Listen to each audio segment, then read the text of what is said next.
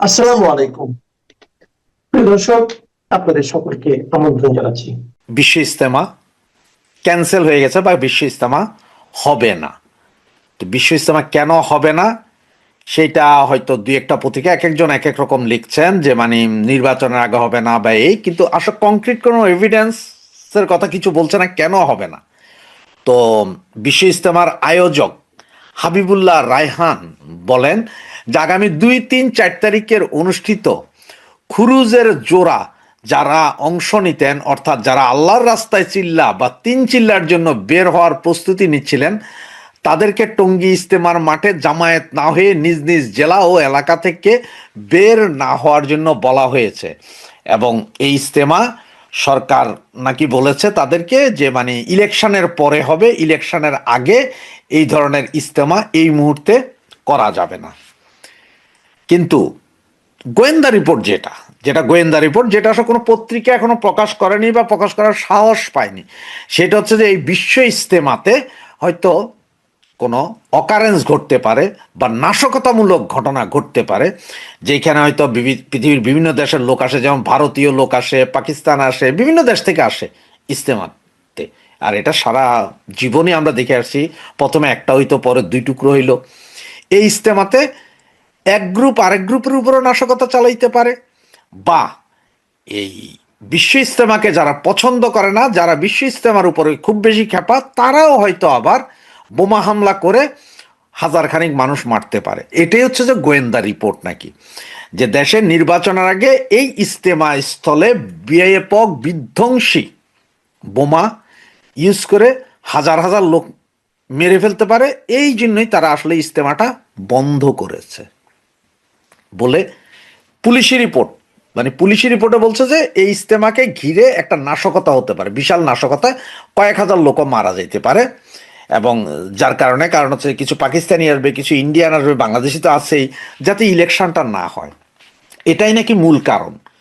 যদি বিভিন্ন পত্রিকায় বলছে যে না হলে নির্বাচনের আগে ইজতেমা, 5 দিনের ইজতেমা, শান্তিপূর্ণ ইজতেমা, এটা হইতে সমস্যা কোথায়? এখন দেখেন, আজকে এইটা যদি আওয়ামী লীগ আমল হইতো তাহলে কি করা হইতো? তাইলে কিন্তু বলা হইতো, রে শেখ হাসিনা এ তো হিন্দু, এর বাপ হিন্দু, এর 14 গোষ্ঠী হিন্দু, ইসলামের জয় জয়গান এরা করতে চায় না, ইসলামের দাবায় রাখতে চায়, এইসব বলা হইতো। এখন বলা হচ্ছে না, কিন্তু এখন কিন্তু কিছুই বলা হবে না, কারণ এখন তো সব মুসলমান না, এরা সব মুসলমান। সুতরাং এখন কিছু বলা হবে না, ইজতেমা হবে না। এরপরে কয়দিন পরে হয়তো দেখা যাবে যে ঈদে বড় জামাত হবে না, রমজানের তারাবি হবে না, এই ধরনের নিয়ম কানুন আসবেই। কারণ হচ্ছে যে এখন যে উগ্রবাদী সরকার, যেটা উগ্রবাদী যে সরকার চলতেছে, এই যে হিজবুত তাহরির মাইরে, এরা কিন্তু ইজতেমা ইসলাম বিশ্বাস করে না। এরা আপনার কোনো কিছুই বিশ্বাস করে না, এরা নিজেদের ফিলোসফিতে বিশ্বাস করে। এবং যার কারণে এটা আপনি একটু মিলিয়ে দেখেন, এই যে গত কিছুদিন আগে যে বোমা বিস্ফোরণ হলো মাদ্রাসা, ঢাকার কেরানীগঞ্জের সেই মাদ্রাসায়, যেই বিস্ফোরণে যেখানে 5 জন মারা গিয়েছিল, কিন্তু এটা অস্বীকার করা হয়নি। এই বোমাগুলো কি তাহলে এই বিশ্ব ইজতেমা উপলক্ষেই বানানো হয়েছিল নাকি? এখন এই যে ইজতেমাটা হবে না, তার মানে বিশাল কোনো কাহিনী আছে। তো গোয়েন্দা রিপোর্ট, আপনাদের যেটা বলেন যে গোয়েন্দা রিপোর্ট যেটা পেয়েছি আমার হাতে আছে এই মুহূর্তে, গোয়েন্দারা যেটা বলছে, স্বরাষ্ট্র মন্ত্রণালয়ের যে রিপোর্ট আছে, সেই রিপোর্টে বলা হচ্ছে যে নাশকতা হতে পারে, হাজার খানিক লোক মারা যেতে পারে। এই জন্য ইজতেমা বন্ধ করে দেওয়া হয়েছে, প্যান্ডেল সব খুলে ফেলা হয়েছে। ভারত থেকে যারা আসছিলেন, পাকিস্তান থেকে যারা আসছে, তাদেরকে যার যার জায়গায় আবার ফেরত চলে যেতে বলা হয়েছে। এদিকে আবার আজকে সন্ধ্যা 6টা, মানে এই মুহূর্ত থেকে বা আধা ঘন্টা পর থেকে মেট্রো বন্ধ হয়ে যাবে। ঢাকা ইউনিভার্সিটি সহ সারা ঢাকায় যে মেট্রো স্টেশন সব বন্ধ হয়ে যাবে, কারণ সেইখানেও নাকি নাশকতার একটা পাওয়া যাচ্ছে, কি ইনফ্লুয়েন্স পাওয়া যাচ্ছে, নাশকতা হতে পারে। তার মানে হচ্ছে যে আজকে রাতে, কালকের দিনে যে কোনো নাশকতা ঘটনা ঘটতে পারে। এটা হচ্ছে যে আপনার সিটিএসবি, এনএসআই, ডিজিএফআই এর রিপোর্ট এগুলো। আপনাদের গতকালকের রাতের ভিডিও, যেটা রাতে ছেড়েছিলাম আমি, সেই ভিডিওতে অনেককে মানা করেছিলাম যে ভাই আওয়ামী লীগ করেন, আপনারা আওয়ামী লীগের পক্ষে আছেন, সব ঠিক আছে, কিন্তু খালেদা জিয়ার জানাজা পড়তে আল্লাহর হস্তে যায়েন না, সেখানে মবের শিকার হবেন। আজকে দেখেছেন আপনারা যে একজন না, একজনের ভিডিও তো ভাইরাল হয়েছে, কিন্তু এরকম আরো 10-12 জন ধোলাই খেয়েছেন, যাদেরকে আওয়ামী লীগ ট্যাগিং দিয়ে মারা হয়েছে। এরপরও ওনারা গিয়েছিলেন, তো আমরা বলার পরও আপনারা শুনেন নাই। এখন এটা যার যার।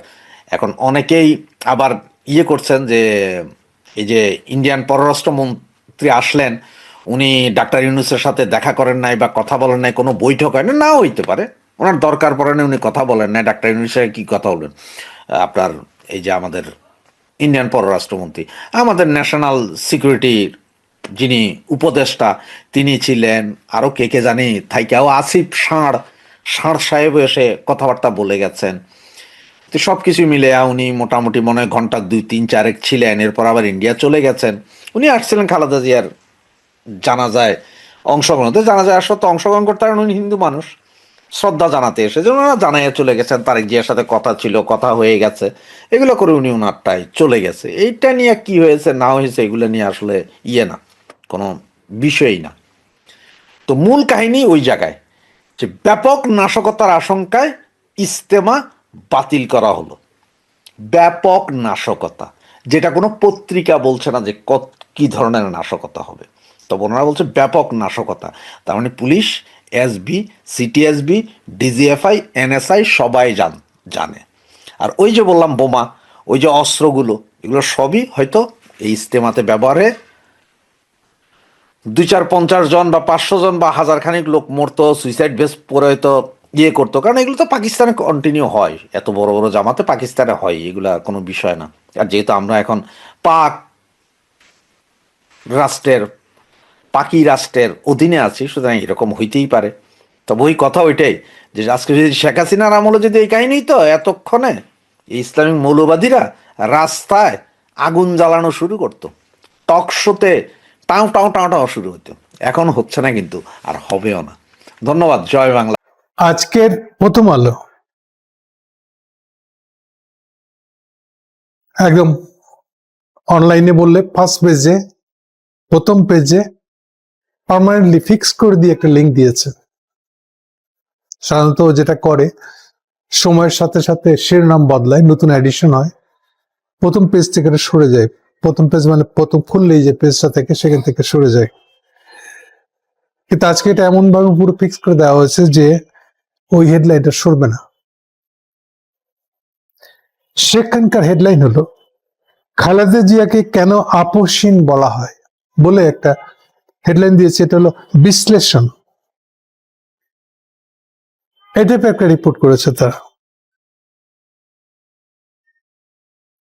এটা দেখে আমার মন্তব্য হলো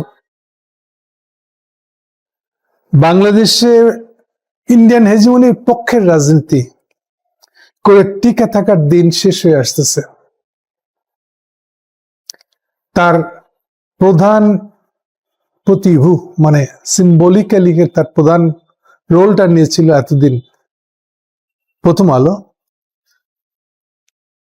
সে সম্ভবত এখন বুঝতে পারতেছে যে এটা আর চালানো মুশকিল হয়ে যাবে, বাংলাদেশের পরিস্থিতি অন্যদিকে চলে যাচ্ছে। এটা কমপ্লিটলি অ্যান্টি ইন্ডিয়ান হেজিমনির রাজনীতি। মিনিমাম যে কেউ রাজনীতি করতে চাক না কেন, এখানে ইন্ডিয়ান হেজিমনির পক্ষে দাঁড়িয়ে কিছু করা যাবে না। সেইটার পক্ষে, সেইটার কারণে সবচেয়ে বেশি মার খেয়েছে আরেকটা রাজনৈতিক শক্তি, যাদেরকে আমরা প্রগতিশীল বলে চিনি, প্রগতিবাদী, বামপন্থী, যারা ইদানিং ডানপন্থী বলা শুরু করছে তাদের অপরেন্দ্রকে। আমি আগেও বলেছি, এখন আরেকবার মনে করে দিই, কেউ যখন কাউকে ডানপন্থী বলে এর মানে হলো উনি নিজেকে বামপন্থী ভাবতেছেন। আর আপনারা জানেন বামপন্থী মানে প্রগতিশীল, মানে এটাই আসলে হিন্দুত্ববাদ। বামপন্থী বরং ধরে সে হিন্দুত্ববাদী কারবারটা করে গেছে, করে যাচ্ছে। এদের ভিতরে, এদের আস্থার ভিতরে, দৃঢ়তার ভিতরে বাতাস ঢুকে গেছে, ঢলে পড়তেছে। সবাই এগ্রি করতে বাধ্য হচ্ছে যে প্রো ইন্ডিয়ান জেনে না জেনে এই বামপন্থা, যেটা বেসিক্যালি আসলে হিন্দুত্ববাদী, এটা করে আর চলবে না। বাংলাদেশের রাজনীতির গতিমুখ মৌলিকভাবে বদল হয়ে গেছে। তো তবুও সেখানে তারা লিখেছে, প্রথম আলো যেমন লিখছে, বাংলাদেশের রাজনীতিতে খালেদা জিয়াকে আলাদা করে চেনা যায় তার সিদ্ধান্তের দৃঢ়তা। এটা খুবই অদ্ভুত যে প্রথম আলো সার্টিফিকেট দিতেছে, যে প্রথম আলো আজকে লাইনে আসছে বলতে যা বুঝি এটা তাই। ওনারা এখন খালেদা জিয়ার মধ্যে দৃঢ়তা, আপসী নেত্রীর বৈশিষ্ট্য দেখতে পাচ্ছেন। লিখেছে, স্বৈরশাসক এইচ.এম. এরশাদের অধীনে 1986 সালে নির্বাচনে প্রতিদ্বন্দ্বী শেখ হাসিনা অংশ নিলেও খালেদা জিয়া সে পথে যায় নাই।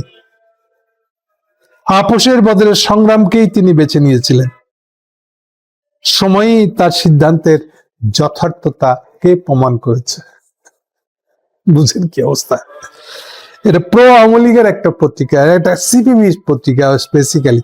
তখন তো 86 সালে প্রথম আলো হয় নাই, প্রথম হচ্ছে 99 আশপাশের সময়। তো সেই সময়কে এখন রিভিউ করতেছে, তারা স্মরণ করতেছে এইভাবে। ইন্টারেস্টিং পার্ট এটা।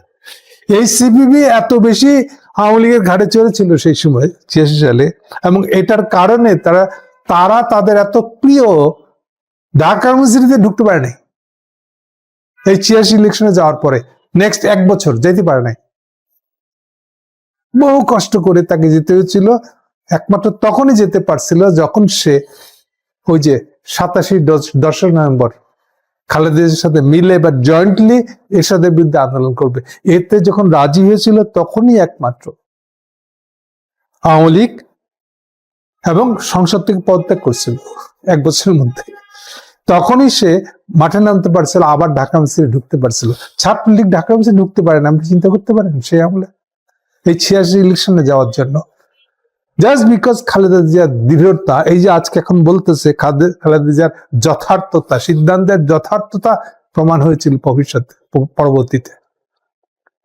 এনিওয়ে, এই লেখার প্রতি পড়তে পড়তে এটা ছিটকে বেরোচ্ছে যে বাংলাদেশে ইন্ডিয়ান হেজিমনি রাজনীতি, প্রগতিবাদের রাজনীতির দিন শেষ হয়ে আসতেছে।